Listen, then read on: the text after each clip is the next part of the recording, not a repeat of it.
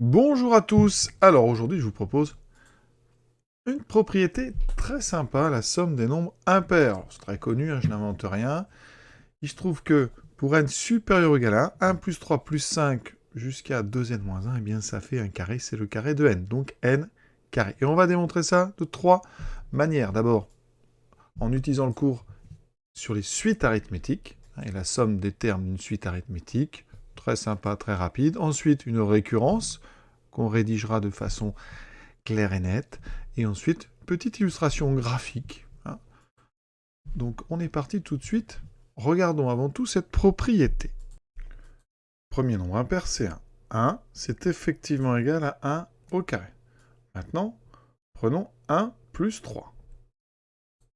1 plus 3, eh bien ça fait 4. Effectivement, c'est 2 au carré. Si on fait 1 plus 3 plus 5, ça fait 9. Ça fait 3 au carré. Et on peut continuer. 1 plus 3 plus 5 plus 7, ça fait donc 16. Ça fait 4 au carré. Et cette propriété, eh bien, elle est valable pour tout n. Et c'est ce qu'on va démontrer tout de suite. Alors, cette suite arithmétique. Donc, premier raisonnement. Donc, on va prendre la suite des nombres impairs. Soit donc un égale 2n moins 1. D'accord? Pour tout n appartenant à n étoiles. Donc on commence à U1. Vous voyez bien que U1 vaut bien 1. U2 vaut bien donc 2 fois 2 moins 1, ça fait donc 3. U3 vaut donc 2 fois 3, 6 moins 1, 5. On a bien ici la somme des nombres impairs. Effectivement, un nombre impair, c'est un nombre qui est un nombre pair plus 1 ou moins 1. Si on prend 17 par exemple, eh bien on peut dire que c'est 2 fois, donc 2 fois 8, plus 1, mais c'est aussi 2 fois 9 moins 1. Donc tous les nombres impairs, ce sont des nombres pairs moins 1. Donc notre somme, 1 plus 3 plus 5 plus 7, etc. jusqu'à 2n moins 1, c'est donc effectivement U1 plus U2 jusqu'à ici, donc UN. D'ailleurs, en termes de notation, ça, on note somme de k égale 1 à n des uk. C'est-à-dire, on écrit tous les uk en remplaçant successivement k par tous les entiers de 1 à n. Alors, je vous ai annoncé une suite arithmétique. Bien oui, regardez bien un. Déjà, un, c'est une fonction affine de n. Donc, on sait que ça correspond à une suite arithmétique. Sinon, regardez bien, quand on fait un plus 1 moins un, eh bien, quel que soit n appartenant donc à n étoiles, on obtient 2 fois n plus 1 moins 1, moins 2n moins 1. Vous développez tout, ça fait 2n plus 2 moins 1 moins 2n plus 1. Et il vous reste, vous voyez ici, il vous reste 2. Donc c'est une suite arithmétique de raison de un est arithmétique de raison 2.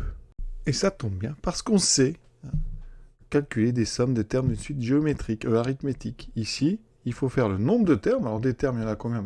On va de U1 à UN, donc ici, on a n termes. Et la formule, c'est nombre de termes multiplié par la moyenne des extrêmes, c'est-à-dire le premier terme, plus le dernier sur 2, la moyenne des extrêmes. Nombre de termes fois moyenne des extrêmes. Ici, ça me donne donc nombre de termes n fois U1 qui vaut donc 1, plus UN qui vaut 2n moins 1 sur 2. J'obtiens ici n multiplié par, alors ici, donc 2n sur 2. Les 1 s'annulent. Il me reste donc n fois n, et donc il me reste n carré. Donc vous voyez, la démonstration en utilisant une suite arithmétique est très simple. C'est donc cette fameuse formule qui permet d'ajouter des termes d'une suite arithmétique. Tout d'abord, on écrit ce qu'on veut montrer. Donc ici, on veut montrer que la propriété que je vais appeler Pn, donc 1 plus 3 plus 5, etc., jusqu'à 2n moins 1 égale k, est vraie pour tout n appartenant à n étoiles. Hein, n étoiles, c'est donc les entiers supérieurs ou égaux à 1. Cette propriété, on pourrait l'écrire de façon plus formelle avec le symbole sigma. Somme de k égale à n et 2k moins 1 est égal à n carré. Comme d'habitude, 3 phases. Initialisation, hérédité, conclusion. Première phase, donc, initialisation. Attention ici, c'est pour n égale 1. Pour n égale 1, eh bien, effectivement, la propriété 1 est bien égale à 1 carré. donc P1 est vrai. Pour l'hérédité, donc on prend n appartenant à une étoile, donc un entier supérieur ou égal à 1. On va supposer que Pn est vrai, donc 1 plus 3 jusqu'à 2n-1, bien cette somme vaut n carré. Et donc, notre but, c'est que Pn plus 1 est vrai. Alors, qu'est-ce que c'est que Pn plus 1? Donc, c'est la même somme, mais auquel on rajoute un terme. Donc, on a 1 plus 3 plus 5, etc., plus 2n-1, plus le terme suivant, dans lequel on remplace n par n plus 1. D'accord? Et ça, on veut montrer que ça fait n plus 1 au carré. Donc cette somme, ça fait 1 plus 3, etc. Plus donc 2n moins 1, plus... Alors ici, on aura donc 2n ici, plus 1. D'accord? Plus 2 moins 1, ça fait plus 1. Égale donc à n plus 1 au carré. Donc voilà ce qu'on veut montrer. Alors ce que vous pouvez remarquer déjà dans ce but, c'est qu'ici apparaît la somme précédente. D'accord? La somme précédente ici, c'est 1 plus 3 jusqu'à 2n-1, et ça, on sait que ça fait n carré. Vous voyez, dans la somme qui va de 1 jusqu'à n plus 1, on a à l'intérieur la somme de 1 à n. Donc c'est toujours comme ça qu'on va raisonner dans ce genre de démonstration. Votre travail, j'espère que vous l'avez compris, c'est de passer donc de votre hypothèse de récurrence à votre but. Donc, ici, on va toujours faire pareil. Alors, il y a plusieurs façons de faire, mais en général, on part du membre de gauche de notre but. Voilà. Donc on part ici, sans dire que ça fait n plus 1 au carré, hein, surtout. Voilà. Ici, vous isolez les termes ici, sauf le dernier. Et là, vous reconnaissez. Et on va utiliser ici l'hypothèse de récurrence. 1 plus 3 jusqu'à 2n-1, on a dit on a supposé que ça faisait n carré. Donc ça fait n carré plus 2n plus 1. Mais n carré plus 2n plus 1, c'est une identité remarquable. D'accord? Si j'enlève les parenthèses, bien vous reconnaissez tout de suite le carré de n plus 1. Donc, vous voyez, la démonstration est déjà terminée. Donc, on a bien vérifié que, quel que soit le nombre entier qu'on prenait, Pn vrai implique Pn plus 1 vrai. Et donc, ça veut dire que l'hérédité est vérifiée. On n'a plus qu'à faire une conclusion. Alors, plusieurs façons de conclure, soit en français en disant la propriété est vraie pour n égale 1, elle est héréditaire, donc elle est vraie pour tout n appartenant à n étoiles. Ou alors, de façon plus formelle, en disant P1 est vrai, ça c'est pour ceux vraiment qui auront donné un nom à la propriété, P1 est vrai, pour tout n appartenant à une étoile, Pn vrai implique Pn plus 1 vrai, et donc ici, principe de récurrence, Pn est vrai pour tout n appartenant à grand n étoiles. Quand on est habitué au symbole sigma, eh bien, on écrit donc la propriété avec ce symbole. Initialisation, donc ça c'est la même. On suppose Pn est vrai, donc on suppose que la somme de k égale 1 à n des 2k moins 1 est égale à n carré. Notre but, c'est donc que la somme de k égale 1 à n plus 1 des 2k moins 1 égale n plus 1 au carré. Dans ce cas-là, on part de cette somme, sans dire qu'elle vaut bien sûr n plus 1 au carré. Donc la somme des 2k moins 1 est donc égale à la somme de k égale 1 à n. On sépare la somme en deux, en extrayant le dernier terme. Il me restera donc 2n plus 1 moins 1. La première partie ici, eh bien, on utilise notre hypothèse de récurrence, puisqu'on a dit que c'était donc n carré. Plus donc ici, je développe 2n plus 2 moins 1. On trouve n carré plus 2n plus 1. On trouve bien n plus 1 au carré. Et donc après, la suite est exactement la même. Voilà. On a terminé notre récurrence. Troisième partie, illustration graphique, avec un quadrillage ici tout simple. Donc on commence par voir ici ce premier carré. D'accord?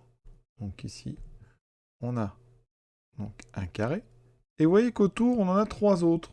Donc ici, on a 1, Et ici, sur cette zone-là, on va en rajouter 3. Je compte donc ici, toute cette zone-là. Cette zone-là ici, donc qui entoure mon premier carré. Eh bien, elle contient 3 cases. Et si on compte les cases, pour l'instant, regardez, on a 1 plus 3. Et on a formé un carré de côté 2. Et si on regarde ce carré, il est entouré, il est bordé ici par ici, ceci, c'est 5 cases ici. Donc si on rajoute les 5 cases qui le bordent, on forme le carré supérieur à un carré de côté 3.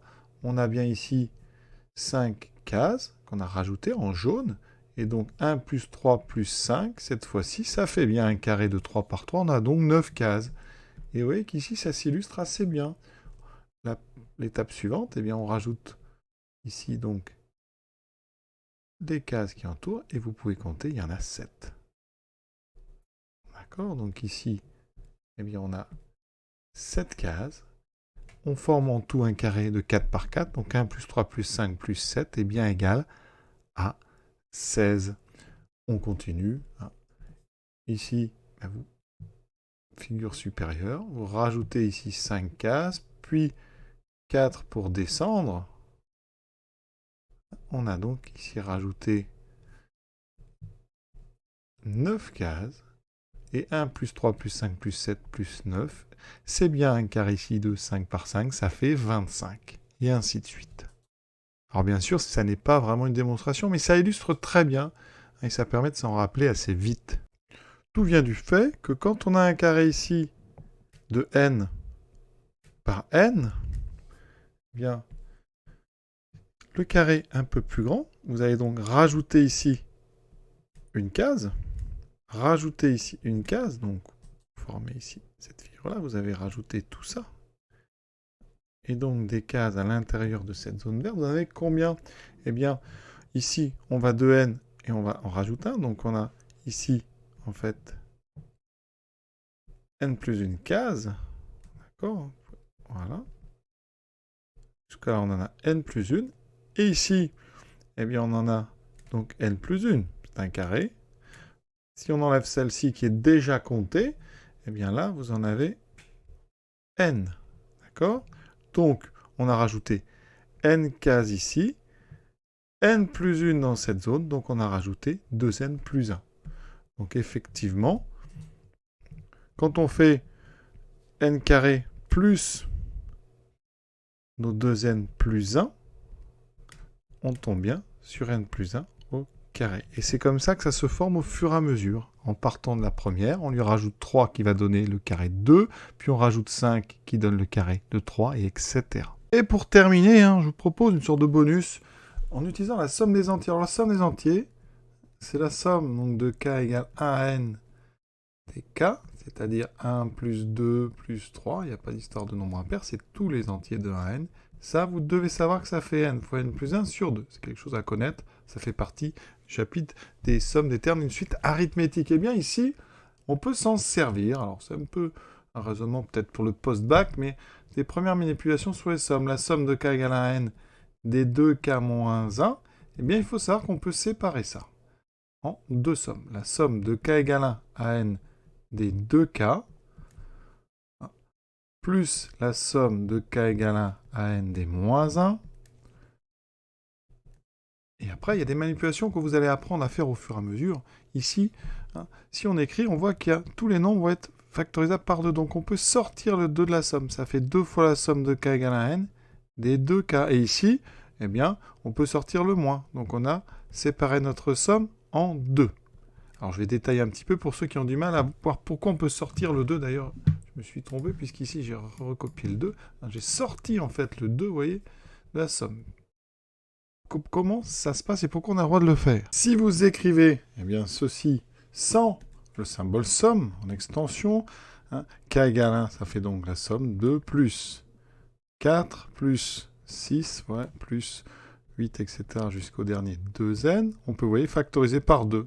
Et en factorisant par 2, vous faites apparaître 2 fois. Vous voyez, alors ici, je vais quand même faire la suite. Plus somme, ici, donc vous avez moins 1, plus moins 1, etc. vous n'avez que des moins 1 qui s'écrivent. Et des moins 1, ben, vous en aurez n, puisque la somme contient n termes. D'accord? Donc les moins, on peut les factoriser. On a moins la somme des 1 de 1 à n, c'est-à-dire ici, cette somme, elle vaut tout simplement n. Donc ici, on a bien moins n, d'accord? Ici, vous remarquerez qu'on factorise par 2, ça fait apparaître 2 fois 1 plus 2, etc. jusqu'à n, donc plus cette somme ici des moins 1. Voilà. Donc, conclusion, à la fin, vous avez ici fait apparaître la somme de k égale à n des nombres k dans la somme des entiers, et ça, eh bien, on a dit que c'était n fois n plus 1 sur 2, donc là, j'ai fait apparaître 2 fois n fois n plus 1 sur 2. Vous développez, enfin, vous enlevez déjà les fractions, les deux se simplifient, il reste n fois n plus 1 moins n, on développe, il reste n carré plus n moins n, et vous voyez qu'il reste n carré. Donc c'est une autre façon de procéder en utilisant cette formule très importante ici, la somme des entiers de 1n qui donne n fois n plus 1 sur 2, et qui utilise par contre des manipulations un petit peu compliquées quand on est en terminale, c'est-à-dire séparation d'une somme finie en deux, sortie d'un coefficient, le 2, on sort le 2, on sort le moins 1, ici on a une somme du nombre 1, donc ça fait n termes égaux à 1, et vous voyez que tout ça, c'est loin d'être évident, mais ça c'est ce qui vous attend après le bac, donc il faut déjà vous préparer un petit peu. Voilà, je vous souhaite une bonne fin de journée à tous, en espérant que toutes ces démonstrations vous aient plu, et à bientôt.